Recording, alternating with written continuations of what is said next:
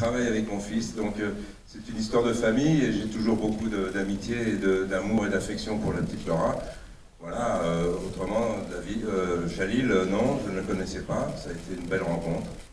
Et puis aussi Lannick. Donc on s'est mis à travailler et dès le premier jour, on était une famille, parce que c'est compliqué de créer une famille de cinéma, vu que ce sont des gens connus, et on sait très bien qu'on n'est pas de la même famille. Vous aussi, vous le savez très bien, donc à partir de là, il faut que ce soit crédible. Et donc Jérôme a fait en cela un casting assez idéal. Toutes les femmes sont importantes dans ce film, elles ont des vrais rôles, elles ont des vrais rôles de femmes qu'on attend au cinéma, et dans la vie aussi, c'est-à-dire qu'elles sont porteuses. Donc à partir de là, il n'y a pas eu de soucis, mais les deux personnes que je connaissais a priori, c'était Alice et Laura. Est-ce qu'il y en a qu'on a une question? Parce que moi j'en ai plein d'autres. Hein, mais... Eh bien, donnez-en une déjà maintenant. Allez, tout ça.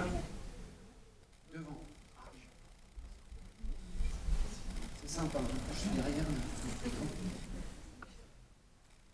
Bonsoir Gérard. Bonsoir. Jeune homme, je suis impressionné par votre âge, incroyable. Bien. Oui, Le sien. Alors en fait j'ai une question. C'est parce que vous ne savez pas mon âge. C'est ça. J'ai une question essentielle. Dans le film, il y a une expression qui me turlupine depuis tout à l'heure.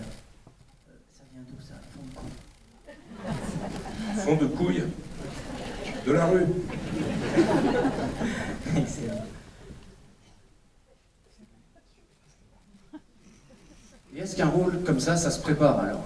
J'imagine, puisque tout ce qui a trait au vignoble, attention, je pense qu'il y en a un peu dans la salle. Comment on prépare un rôle comme ça? On prépare un rôle en l'apprenant, le visitant tous les jours. Il faut se débarrasser du texte, être très à l'aise avec le texte. Donc travailler en amont avec le metteur en scène, l'auteur, donc lui proposer des solutions différentes, il les accepte, on en parle. Bref, on se met à l'aise avec ce personnage. Ensuite, il n'y avait pas besoin d'aller dans la technique, dans la technicité, c'était pas le propos. Donc voilà, il y avait 2 mois de boulot en amont, trouver les fringues, il m'a lobé avec les fringues, c'était top. J'étais content de les rendre surtout. Moi qui fais des efforts de coquetterie, vous voyez, il m'a bien servi. Donc en principe, il faut trouver un film où on remet des piles. Mais non, ce rôle était magnifique à faire. Et puis encore une fois, c'était ici en Bourgogne, dans une nature pour moi très motivante, parce que je suis quelqu'un qui vit dehors. Dehors, j'adore ça, le matin et le soir. Hein, je vis à la campagne aussi. Je suis très touché par le problème, évidemment, des agriculteurs, de tous ces gens de la terre qui ont un savoir immense et qui sont indispensables à nos vies. Donc c'est en plus cette joie-là à défendre un personnage de ce genre-là, mais j'avais pas besoin de le préparer techniquement. C'est encore moi, j'ai une autre question. C'est pas pour Gérard. En fait, j'aimerais savoir quand c'est que vous avez décidé à passer derrière la caméra. En fait. Tant qu'on me demande devant, je vais rester devant parce que je suis pas technicien moi. Moi j'aime l'échange avec les acteurs, j'ai beaucoup d'amitié avec les acteurs. Et puis maintenant je suis un ancien, donc j'ai le respect de ces acteurs jeunes qui arrivent vers nous. En l'occurrence, je n'ai pas encore fini le parcours, on m'autorise encore à le faire puisqu'on me demande encore suffisamment pour que ça me permette d'aller vivre des aventures humaines en étant en plus acteur. Maintenant, décider de tout, faire le boulot que font les metteurs en scène en général, c'est un très gros boulot, c'est 3 ans de travail sur un projet, ça ne m'intéresse pas vraiment. Maintenant, il ne faut jamais dire jamais, parce qu'il suffit d'être visité par une histoire absolument importante à dire, à considérer de A à Z, à y mettre votre musique, à y mettre vos mots, vos dialogues, etc. Il faudra que je sois visité par quelque chose un jour, en dormant, quelque chose à me visiter sans doute. Mais pour l'instant, non, je me laisse faire, je me laisse aller et aller dans la diversité de l'emploi. C'est-à-dire depuis que j'ai commencé, j'ai fait à peu près tous les genres de films, mais j'ai encore de la découverte à faire en tant qu'acteur, donc je reste calme avec l'idée. Et puis il y a un truc aussi, c'est qu'un pays sans feignant est un pays sans idéal, dit-on. Et je suis un peu feignasse, j'aime bien vivre aussi. Donc si vous voulez, avec une famille qui m'est importante et chère. J'ai des enfants maintenant qui m'emmènent dans leurs histoires, qui font des choses incroyables. Et donc je reste disponible parce que l'écriture, monter un film, convaincre les gens, ça prend énormément de temps. Et j'arrive à un moment de ma vie où le temps, j'en ai besoin aussi pour vivre.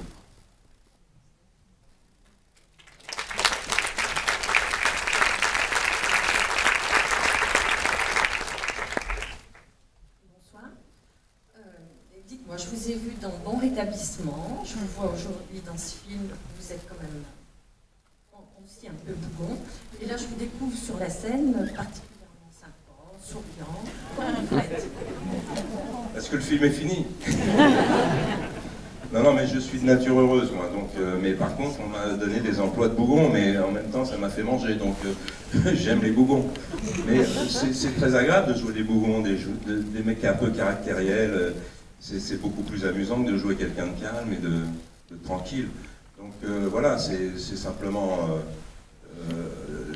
si vous voulez, des décisions prises par des metteurs en scène qui, au fur et à mesure, et ils sont plus jeunes que moi, bien sûr, donc ils ont vu tout mon parcours, et parfois, s'ils ont besoin d'un râleur, ils m'appellent, et je réponds avec plaisir. Mais ça n'est pas une décision absolue, hein, c'est pas que les bougons, mais il se trouve que je joue des gens de caractère, ouais. Et quand on a du caractère, on a parfois mauvais caractère. Bonsoir, mais comment faites-vous pour changer d'émotion si rapidement, par exemple pour passer du tragique à la comédie si facilement? Ça, c'est la question à laquelle je ne peux pas répondre. Je fais un travail d'acteur, donc j'essaie de ne pas vous lasser déjà avec un personnage unique.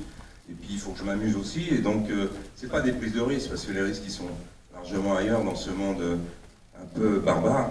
Je veux dire, le problème, c'est de trouver son contentement et de se mettre aussi à l'épreuve.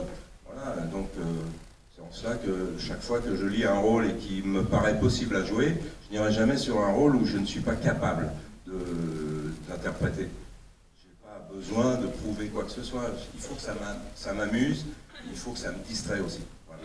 Donc je change de registre parce que depuis le début je le fais. Alors les gens vous disent, vous faites tout le temps des flics et des voyous, j'ai fait ça 3 fois dans ma vie. Le reste du temps, j'ai fait des films avec Nicole Garcia qui n'ont rien à voir avec un flic, un voyou, mais les gens sont restés sur le principe flic ou voyou, je ne comprends pas pourquoi, en tout cas pas vous, mais dans les médias. Donc c'est assez bizarre qu'ils aient retenu ça. Bon, il y a le boulet, il y a des aventures de comédie, il y a des aventures de parodie, il y a des aventures de films très écrits, il y a des aventures, comme avec Jean Becker, de films particuliers à des émotions de râleurs, mais des râleurs sympathiques. Voilà, donc moi, tant que ça m'amuse, je le fais, et si ça m'amuse plus, je m'en vais. Et grâce à vous, je peux encore le faire, parce que je tiens à vous dire, et c'est pour ça que je visite les villes depuis le tout début de mon parcours, parce que si je suis encore dans le cinéma, c'est grâce à vous. C'est pas le cinéma, il n'est pas gentil ce milieu. Donc si vous ne faites pas d'entrée, on dit ça y est, il est mort, machin. Non, c'est pas ça. Vous êtes là, et c'est ça qui me motive. Je sais qu'il y a de la fidélité chez vous, je sais qu'il y a de l'amitié, je sais qu'à force de ce parcours qu'on a tous fait ensemble, plus ou moins, vous me connaissez, vous m'acceptez, et je vous en remercie parce que si je fais encore des films, c'est grâce à vous.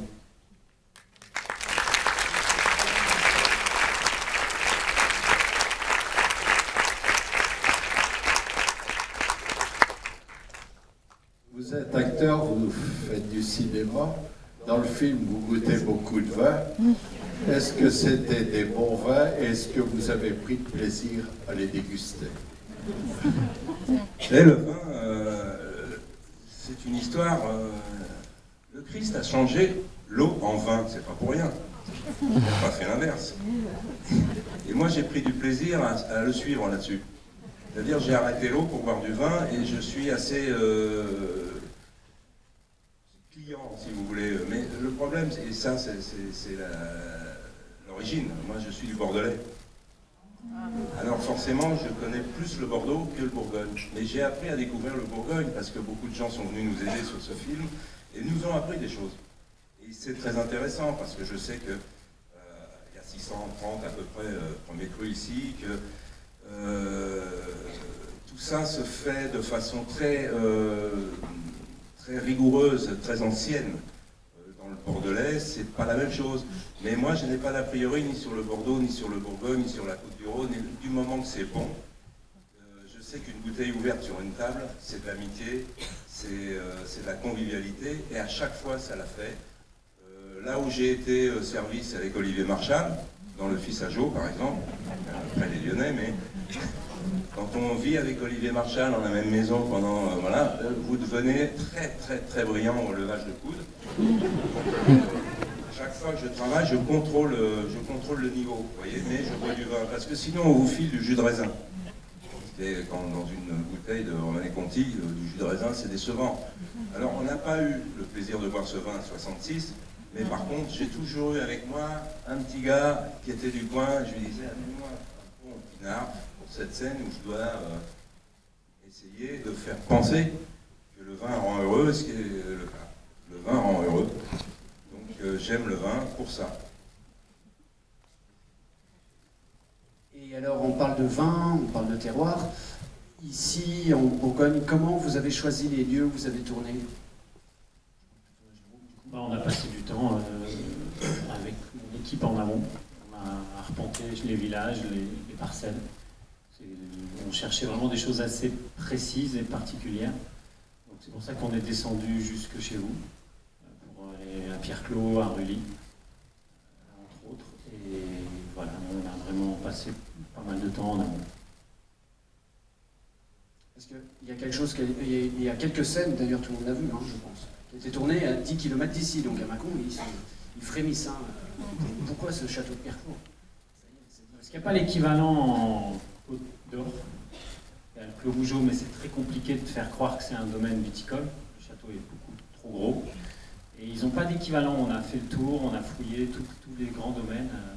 C'est vraiment l'inverse de Bordeaux ici. Dès qu'ils avaient 3 rangs, ils construisaient un château.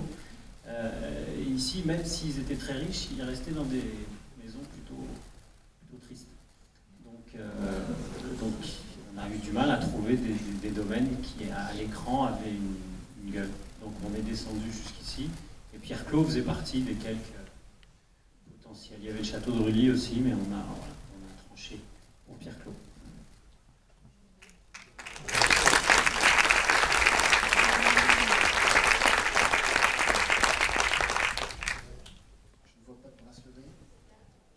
Allez, une dernière question, là on arrive. Alors j'en ai une là, j'en ai encore une autre. Bonsoir, merci d'être là tout d'abord. J'ai juste une petite question. Est-ce que vous portez le même regard sur les films que vous réalisez et que vous jouez par rapport à un film où vous n'êtes pas du tout impliqué? C'est pas pour moi ça. Si. C'est pas moi. Moi je joue pas. Je réalise pas, c'est pour ça, il y a un truc, c'est on dit le film de l'an 20, moi j'ai jamais fait de film. Je suis allé aider des gens à faire leur film. Donc si cette question s'adressait à moi, je n'ai jamais fait de réalisation. Tout le monde lève le bras là. Bonsoir, c'était une question pour Gérard. J'habite Pierre-Clos et je voulais vous demander, quand vous êtes venu à Pierre-Clos, est-ce que vous l'avez trouvé? Est-ce que je l'ai trouvé? Oui. Alors, il faut m'expliquer. Est-ce que vous l'avez vu?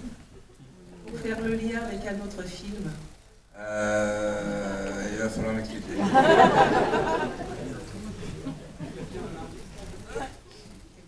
connaissez l'anecdote avec Mon cul. Ah oui, mais j'hésitais à répondre. Hein. Je vous ai laissé faire. Bravo, bravo. Ça sent la fin là. Monsieur a une question encore mieux.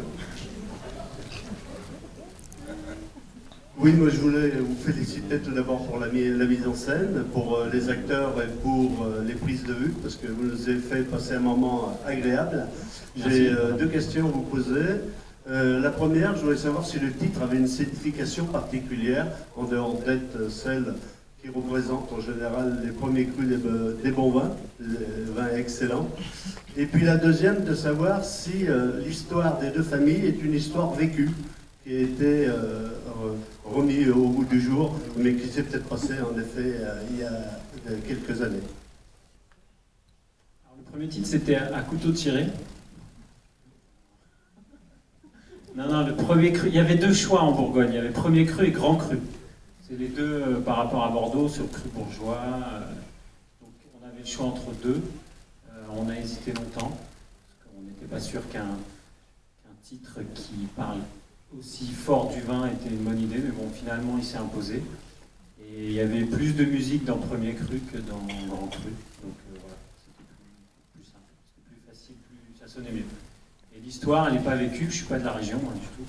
Et je me suis inspiré de ce que j'ai vu, ce que j'ai entendu dans les domaines et dans les fermes. Voilà, on a fini une salle. Flinguer la salle. Dommage. Partez bien. On aurait pu finir par l'histoire des deux nanettes, là, mais...